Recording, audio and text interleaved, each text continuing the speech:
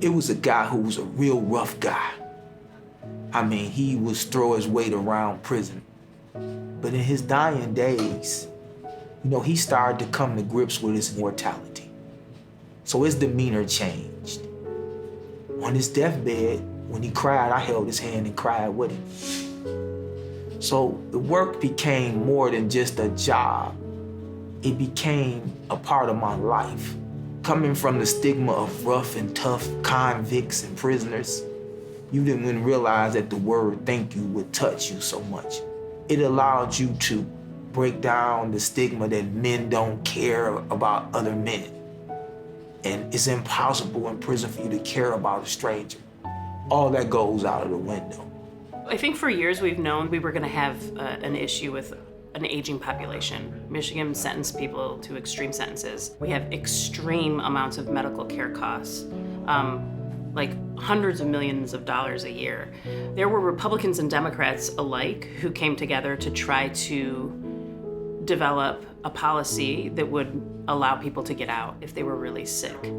They didn't realize that once it passed, which it was a victory, and they thought it was gonna impact some people immediately, but they didn't realize that there'd be technical difficulties around it. Actually, they did a lot of talking about it. It gave a lot of people false hope. And I thought that was unfair. That was one of my worst fears, to die in prison. COVID happens and nobody benefits from the medical parole bill that passed in 2019. I mean, they said that initially 20 to 30 people might be immediately impacted and that at least 500 people would become eligible down the road. And I know there were some policies that recently passed in recent years around the medically frail. You're right. So far under the statute that was adopted a few years ago, we've only been able to successfully parole one person as a medically frail parole. Yeah, one person's been paroled in the last 5 years since the bill passed. That's insane to have nobody benefiting from something that's supposed to be just a key to get somebody out who's really sick. People really don't understand what a prison hospital looks like. For the most part, you have 2 men or 2 women locked in a room much smaller than the room that we're in here now, with all of their medical equipment. They have one small little bucket to keep their personal items in. It's a very small room. It's locked 24 hours a day. There's no windows in most of them. There's no way to let fresh air in. And most people are in those rooms for 22 hours out of the day. 22 hours out of the day locked down. It's just terrible for your mental health. Anything that has to be done within a hospital, they have to send you away. So that lets you know that there's no x-ray machines, there's no surgery rooms for you. There's nothing that they can do for you there other than just give you some temporary care like you get at a Med Express. That's basically what it is inside of a prison hospital.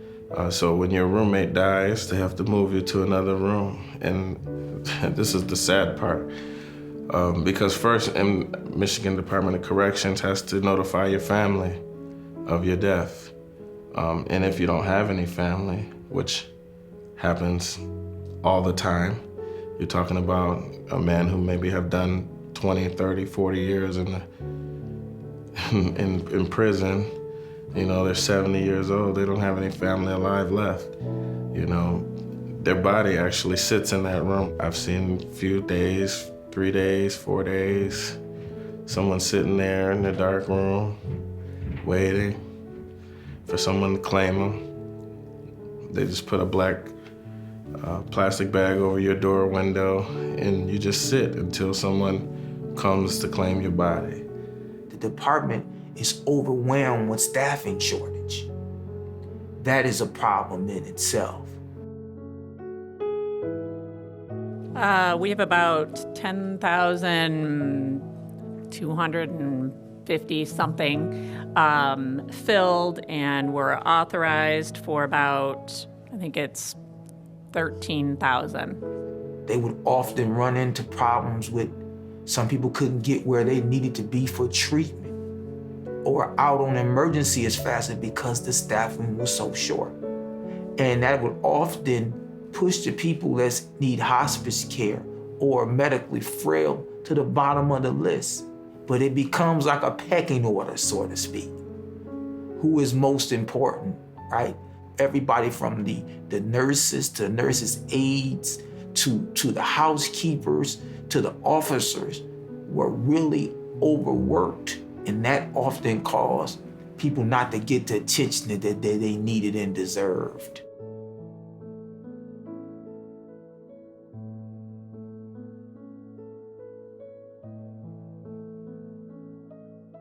Currently, half of the department's non-supervisory RN positions and LPN positions are unfilled, resulting in the use of contracted nurses. The use of temporary nursing contracts is more costly, but ultimately is necessary to ensure care. As a result, the department is requesting $10.4 million in additional funding to cover the cost of filling those key vacancies. I mean, it's definitely a real thing to understaff. Most part of my experience, I saw a lot of people that were working the system that really cared about people, but due to the system and the rules and regulations, you see a lot of it wear down on people. You see not many people that work in a prison, they don't get a lot of time for self-care or, you know, things like that. So you see people that become jaded after a while because they see this every single day. So you have to kind of guard your own heart while working in an environment like that, because you're sitting there and you have to listen to a man die and scream for 12 hours straight, scream for medication, scream for relief of a pain that they're feeling, and you're not allowed to give them anything. If you had an emergency, if they ordered you out by ambulance, you know, they had to get you out to a hospital or the doctor order you out for immediate treatment, it may take 20, 30 minutes for you to get out. But again, a lot of that comes from, you have to find the officers on the compound, whoever may have already worked 16 hours. You know, we don't realize the hurt that we're putting on other people, and you start to see why some of the numbers are the way they are, you know, why the turnover rate in a lot of these jobs is so high, why the suicide rate, even amongst officers, is so high. Officers have to witness just as much trauma as we do on that side of the bars. So you start to see, like the secondary, they're like dominoes, you know, trauma after trauma after trauma, touching all of these different lives in all of these different ways. These are things that you never forget. I never forget the screams that I've heard there from men and women alike. I never forget what it's like to see someone die. I never forget what it looks like to see someone with their legs chopped off, their arms chopped off, and they're laying in a diaper that's just full of their own feces and there's no one to change them. Like, you never forget these things.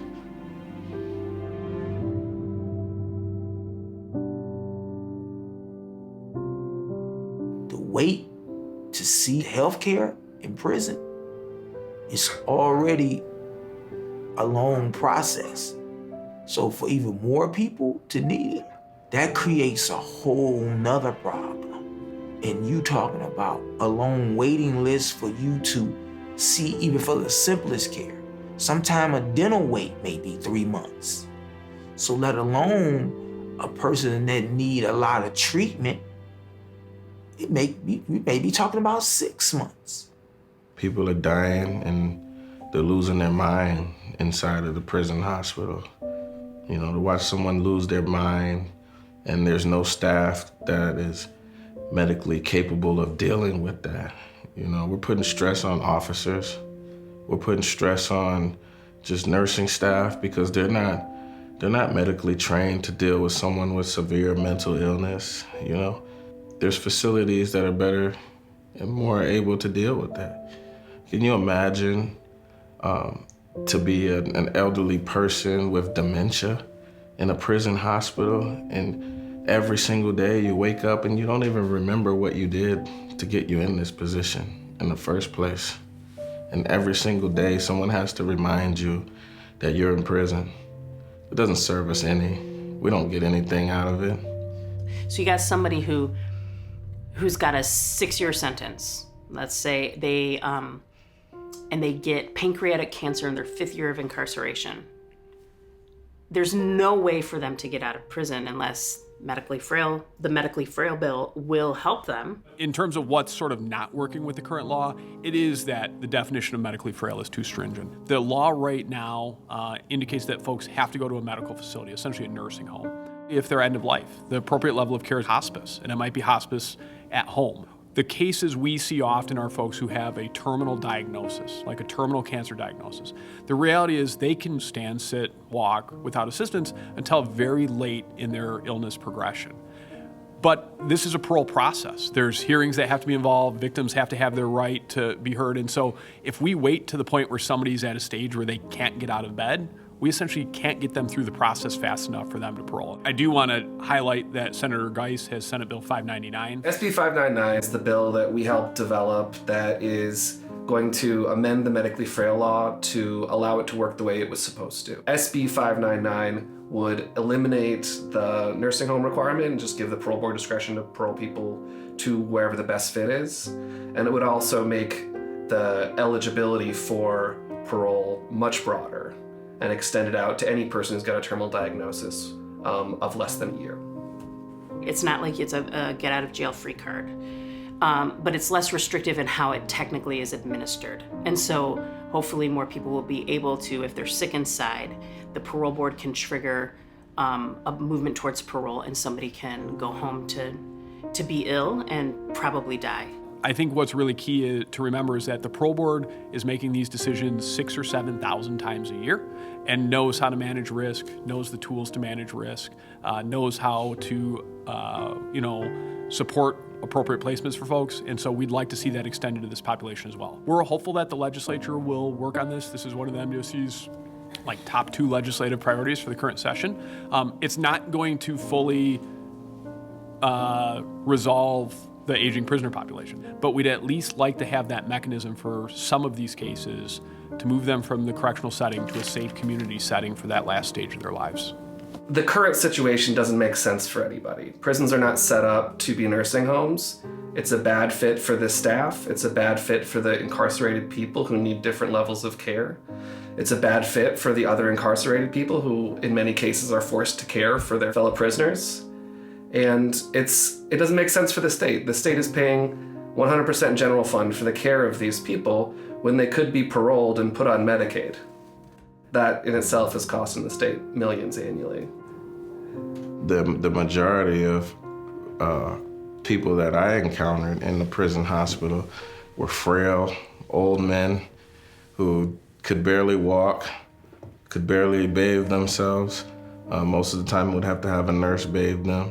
These guys are no threat to society. They're no threat to themselves at that age. Sometimes guys would get skipped just because this one person can't do all of those baths that we need right now. And if they were doing paroles for these type of people that are in this situation, this would save the staff time, from having to take care of those type of people. And it would make room for people that have other needs that need to be addressed. You got guys that have stage 4 cancer. You have guys that have liver disease. You have guys that have multiple sclerosis. You have guys that have brain tumors. Congestive heart failure, quadriplegics, potentially paraplegics, people who are having amputations because of complications from diabetes, people who have ALS. You have some serious cases of tuberculosis, and you have a lot of cases of dementia. They're bedridden. They're blind. I took care of a man who had no legs and no arms. What could he possibly do to anybody? Like I said, I took care of a blind man in prison who was in prison for 50 years, and he's blind. What can he do to anyone? If this were to pass, it would help people with really severe chronic illnesses and terminal illnesses. It's not you get to go home and run the streets, because most of these folks are unable to run, unable to even walk. Let's just say I was dying of cancer. My last moments dying of cancer, I want to spend with my family. I want to spend with people that I love. I wouldn't have time to think about committing another crime. You don't have time to think about, doing something wrong or hurting somebody, because you're hurting yourself and you're trying to find healing, you're trying to find peace before you meet your eventuality of death. You know, people just have to remember that we are still people. These are your brothers, these are your uncles, your grandmothers, your aunts, your mothers. These are all types. I've seen all types of faces, and they all have someone somewhere that loved them. I am not safer, and you are not safer. My kid is not safer. The community is not safer because an old person is dying in prison. I remember one guy that I used to clean his room every single day, and he was very impactful on my life. I'll never forget, he was an older guy in his mid-60s, and he was dying of a terminal illness, which I didn't know. They don't tell us why someone's there. You know, I just cleaned his room every day. And he would always say to me, like, man, my out date is coming soon. And I would always say, man, you getting ready to get out? That's amazing, man. I can't wait till the day you get ready to get out. And I didn't know what he meant. So I was like, what does he mean? And then when he died, it finally clicked to me. I said, he knew that his death date was coming. And he was actually celebrating that day as if it was the day that he got to walk away as a free man. So that was something that I never forgot, you know, that this man was actually celebrating the day that he died, because he knew that he would finally get a chance to be free. And that was all he wanted, was just a chance to be free.